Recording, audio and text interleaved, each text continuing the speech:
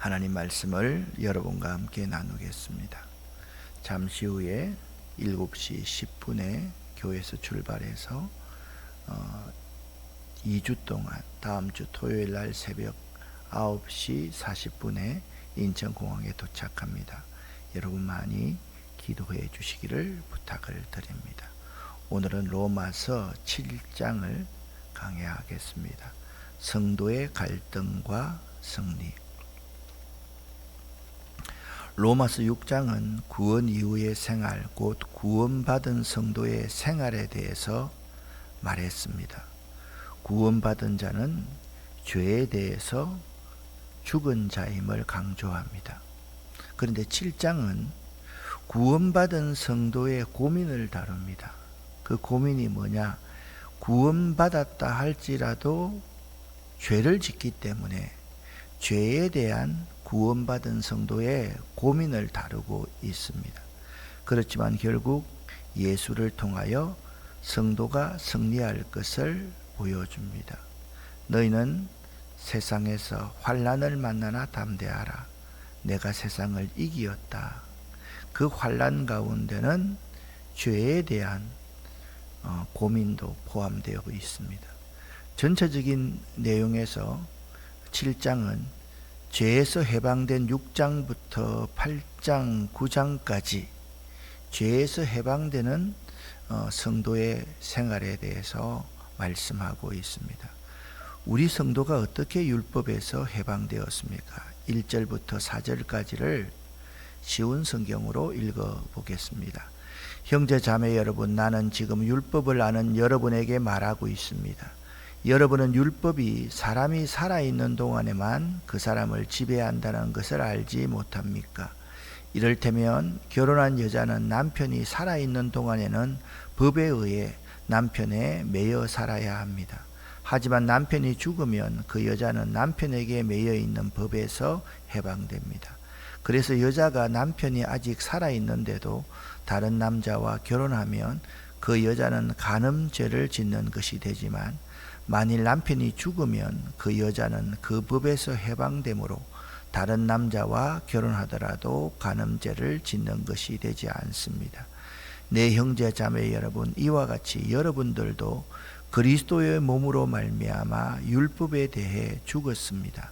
이제 여러분은 하나님께 열매를 맺기 위해 다른 분, 곧 죽은 사람들 가운데서 살아나신 그분의 사람이 되었습니다. 아멘. 우리는요, 그리스도와 함께 율법에 대해 죽음으로 해방되었습니다. 사람은 살아있는 동안에만 율법을 지킵니다. 죽은 사람은 율법을 지킬 필요가 없지 않습니까? 죽은 사람은 율법과 아무런 상관이 없기 때문입니다. 여기서 이렇게 말합니다. 죄에 대해서 죽은 사람, 구원받은 성도는 율법과 아무런 상관이 없다. 이러한 이치는 결혼한 여자는 남편이 살아있을 동안에 그의 아내이지 남편이 죽으면 자유로워진다는 이치와 같습니다. 오늘날로 해석하면 이러한 이치는 결혼한 남자는 부인이 살아있을 동안에만 그의 남편이지 부인이 죽으면 자유로워진다는 이치와 마찬가지입니다. 성도는 마치 부부 가운데서 한 사람이 죽은 사람과 똑같습니다. 그러니까 성도라는 사람은 율법에 대해서, 죄에 대해서 죽고 그리스도를 새 신랑으로 맞이한 사람이기 때문에 율법과 관계없는 새로운 생활을 하고 있는 사람이기 때문이다 라고 1절부터 4절에서 말씀하고 있습니다. 그렇다면 율법에서 해방된 우리는 어떻게 살아야 하겠습니까? 5절, 6절 말씀을 읽어보겠습니다. 전에 우리가 죄의 성품에 사로잡혀 살았을 때에는 율법이 우리 몸속에서 죄를 지으려는 욕망을 일으켜 죽음에 이르는 열매를 맺게 했었습니다. 그러나 이제 우리는 우리를 가둔 율법에 대해 죽고 율법으로부터 해방되었습니다. 그러므로 우리는 기록된 문자에 따라 하나님을 섬기는 것이 아니라 성령의 새로운 방법으로 하나님을 섬깁니다. 아멘. 율법에서 해방된 우리는 영적인 삶, 그러니까 예수를 믿고 구원받은 우리는 전혀 율법을 지켜야지 구원받는 것이 아니라는 것입니다. 곧 새로운 방법으로 하나님을 섬겨야만 합니다. 그것은 그리스도와 연합하는 생활이며 성령의 열매를 맺는 생활이고, 곧 이것이 하나님이 기뻐하시는 삶, 하나님이 기뻐하시는 거룩한 산제사, 산제물로서의 삶인 것입니다. 그래서 우리는 항상 그리스도와 연합하는 생활을 해야 되고 성령의 열매를 맺는 생활을 할 수 있어야만 합니다. 이러한 삶을 사는 사람은 죄의 욕망대로 살게 되지 않습니다. 말씀드렸지 않습니까? 6장까지 해서 무슨 말씀을 여러분에게 드렸습니까? 그리스도 예수로 말미암아 구원받은 사람은 죄에 대해서 이미 죽은 사람입니다. 왜? 예수님께서 십자가에서 나의 죄를 위해서 대속하셨기 때문입니다. 더 이상 죄의 열매를 맺지 아니합니다. 오히려 거기에서 해방되었기 때문입니다. 또한 믿는 우리는 죽음도 두려워하지 않습니다. 죄가 장성한 적 죽음을 가져오기 때문에 죄의 문제가 해결되었기 때문에 죽음도 두려워하지 않습니다. 왜냐하면 우리가 믿는 예수 그리스도는 사흘 만에 부활의 첫 열매가 되셨기 때문입니다. 왜냐하면 부활에 대한 확실한 믿음이 우리 믿는 자들에게 있기 때문입니다. 그렇다고 한다면 우리는 도대체 율법과 우리들은 어떤 관계에 있는 것입니까? 7절부터 13절을 개역 개정 4판으로 읽어보겠습니다. 그런즉 우리가 무슨 말을 하리요? 율법이 죄냐? 그럴 수 없느니라. 율법으로 말미암지 않고는 내가 죄를 알지 못하였으니 곧 율법이 탐내지 말라 하지 아니하였더라면 내가 탐심을 알지 못하였으리라. 그러나 죄가 기회를 타서 계명으로 말미암아 내 속에서 온갖 탐심을 이루었나니 이는 율법이 없으면 죄가 죽은 것임이라. 전에 율법을 깨닫지 못했을 때에는 내가 살았더니 계명이 이르매 죄는 살아나고 나는 죽었도다. 생명에 이르게 할 그 계명이 내게 대하여 도리어 사망에 이르게 하는 것이 되었도다. 죄가 기회를 타서 계명으로 말미암아 나를 속이고 그것으로 나를 죽였는지라.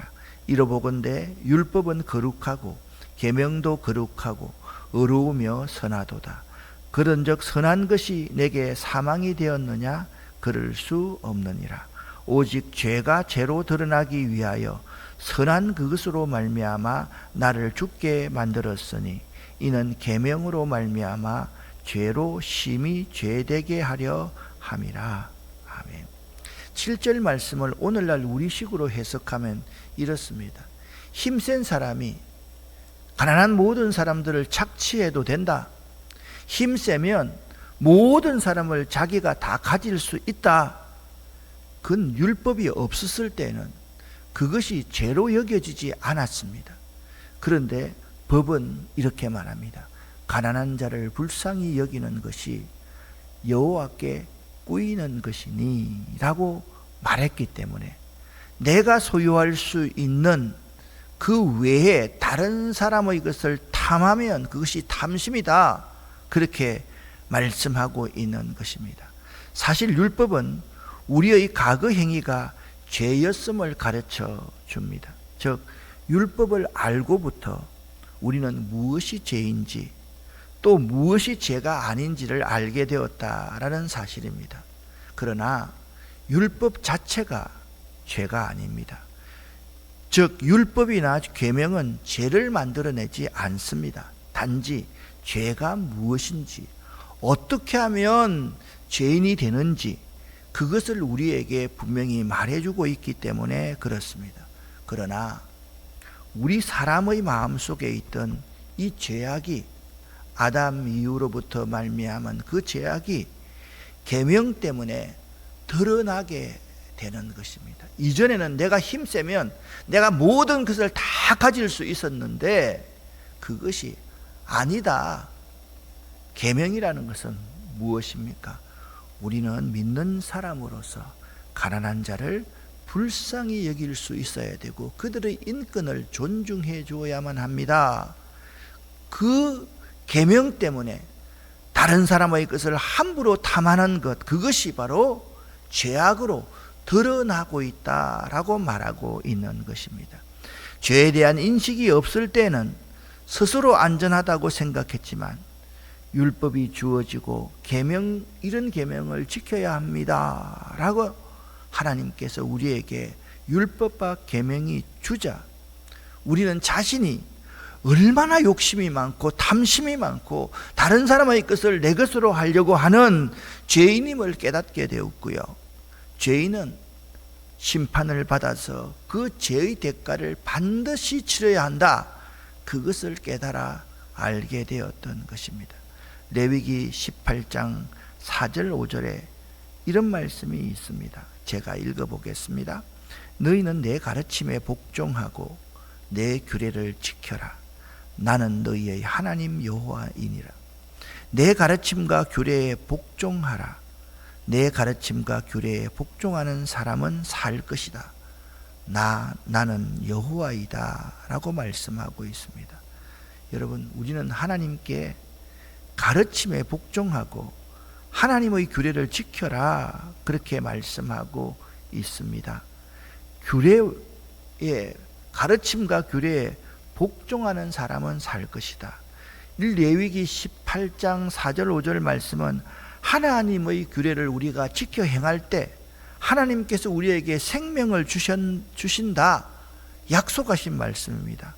그러나 우리가 그 율례와 법도 율법과 계명의 말씀들을 지키지 못했기 때문에 우리는 그에 대한 응당 죄값을 치러야만 되었던 것입니다. 오히려 율법과 계명을 잘 지키면 생명을 얻게 되는데 율법과 계명들을 보니까 내가 얼마나 악한 죄인인지, 내가 얼마나 계명을 지키지 않은 사람인지 그것이 드러나게 되어서 마침내 사형에 해당하는 죄를 받고야 말았다라고 말씀하고 있습니다. 즉 하나님의 계명에는 사람을 죽이고 살리는 어떠한 권세도 없습니다. 우리를 죽게 만든 것은 죄였습니다. 우리 인간의 이기심이었습니다. 인간의 탐심이었습니다. 하나님 없이 나 혼자의 힘으로 살아가려고 하는 것, 그것이 우리를 죽게 만든 것입니다. 따라서 계명이나 율법은 거룩하고 의롭고 선한 것입니다. 우리가 계명이나 율법을 죄악시해서는 안 됩니다. 계명은요 좋은 것입니다. 율법은요 우리가 다 지켜도 다 지킬 수 없다라는 한계를 우리에게 가르쳐 줍니다. 계명은 최소한 우리가 인간으로서 어떻게 살아야 될 것을 말해주고 있고, 율법은 유대인들이 지키는 613가지 이것을 다 지킬 수 있는 사람이 우리 70억 인구 가운데 한 사람도 없다, 그것을 우리에게 깨닫게 해주기 때문에 그렇습니다. 계명이나 율법이 우리에게 죽음을 가져온 것이 아니지 않습니까? 오히려 나 때문에, 인간의 죄성 때문에 우리 모두가 다 죽게 된 것입니다. 우리는 그 계명들과 율법을 볼 때마다 죄가 죄인 것을 더 확실히 알 수 있게 된다, 그렇게 13절 말씀에 말씀하고 있습니다. 여러분, 율법과 하나님 말씀은 많은 차이가 있지만 우리는 하나님 말씀을 볼 때마다 뭘 깨닫습니까? 다른 종교는요, 내가 이 종교를 믿으니까 복을 받았어, 내가 이 종교를 믿으니까 잘 되었어, 그렇게 가르치고 그렇게 자랑하지만 우리는 이 하나님의 말씀을 깊이 읽을 때마다 내가 얼마나 흉측한 죄인인지, 내가 얼마나 연약한 사람인지, 우리들이 얼마나 하나님의 도움이 없이면 살아갈 수가 없는 존재인지를 더 확실히 깨달아 알 수 있는 것입니다. 그래서 사도 바울은 이런 고민을 하고 있습니다.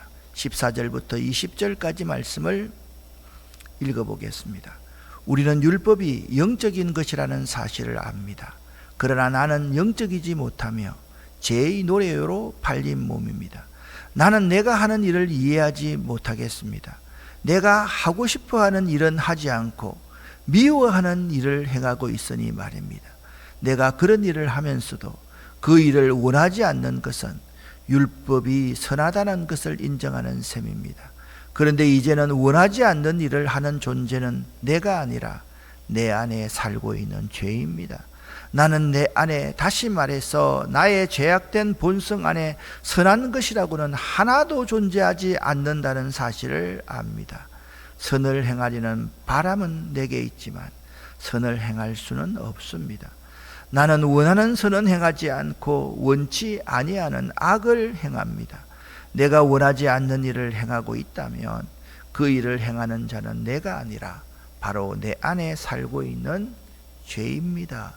마귀입니다. 라고 말씀하고 있습니다. 여기서 나는 중생 이후에 바울 자신인 동시에 구원받은 모든 성도를 가리킵니다.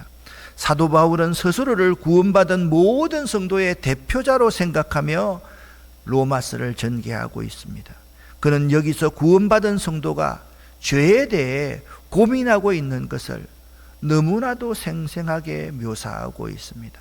타락한 인간의 본성으로는 본문에서 말하는 여러 가지 갈등에 대한 문제점을 깨닫지 못합니다만, 우리가 구원받은 후에도 죄가 완전히 없어진 것은 아니지 않습니까?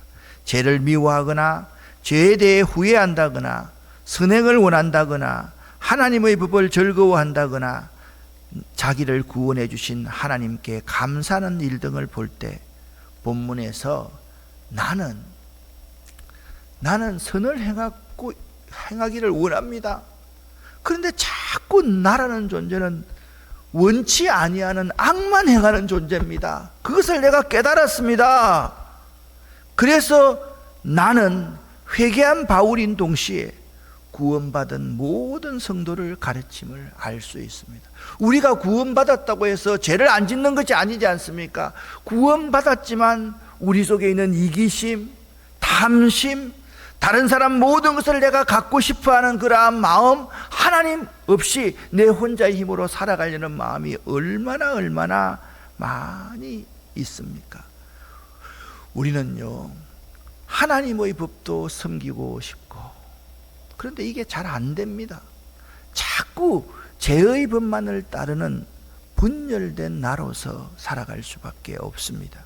오늘 7장 21절부터 25절까지 결론적인 말씀을 여러분과 함께 읽어보겠습니다.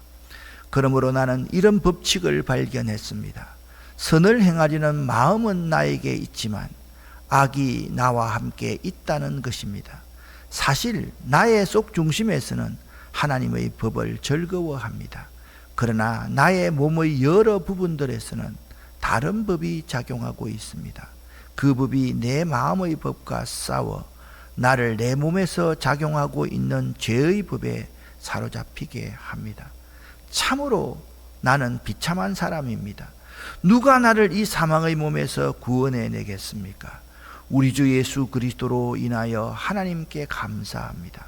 그러므로 나는 마음으로는 하나님의 법에 복종하는 반면 죄악된 본성으로는 죄의 법에 복종하고 있습니다. 아멘. 바울이 얼마나 갈등하고 있는지 오늘 1절부터 25절을 읽으면서 여러분이 느꼈을 겁니다. 구원받은 우리가 이런 갈등을 하지 않는다면 그 사람은 정상적인 사람이 아닙니다. 구원받은 우리라 할지라도 이러한 갈등이 우리 속에 크게 작용하고 있습니다. 이런 고민을 계속 할 수 있어야 됩니다. 이렇게 구원받은 성도가 죄와 계속적으로 싸우는 이유는 이미 말씀드렸듯이 아담의 타락 이후에 인간의 본성이 악하다는 사실을 발견했기 때문입니다. 그리고 육신의 욕망은 매번 성령의 일을 거스립니다. 우리 속에서 육신의 욕망과 성령의 일이 항상 싸웁니다. 그런데 거의 100% 성령의 일이 육신의 욕망에게 집니다. 여러분, 이상하지 않습니까? 구원받은 우리가 육신의 욕망을 성령의 일이 이겨야 되는데 집니다.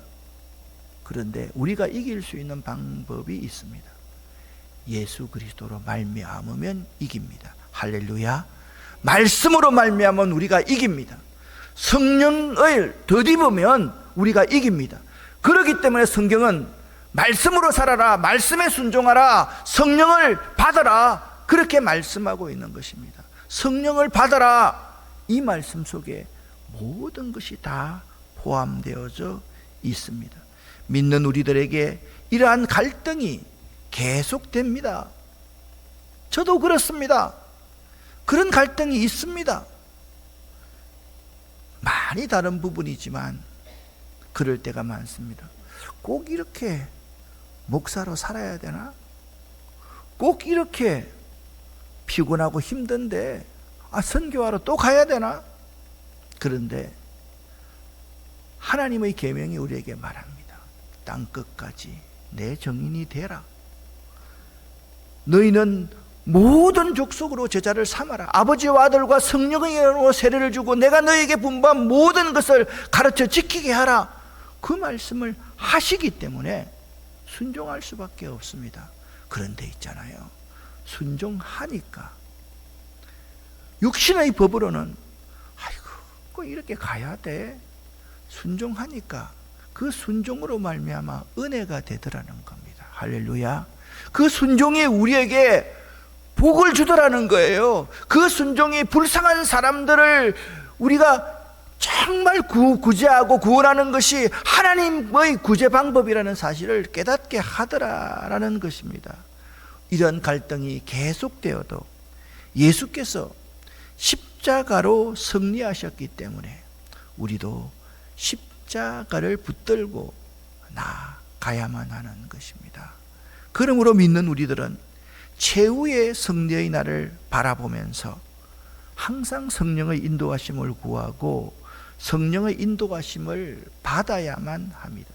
오늘 로마서 7장 24절 25절은 이렇게 사도 바울의 고민을 잘 묘사하고 있습니다.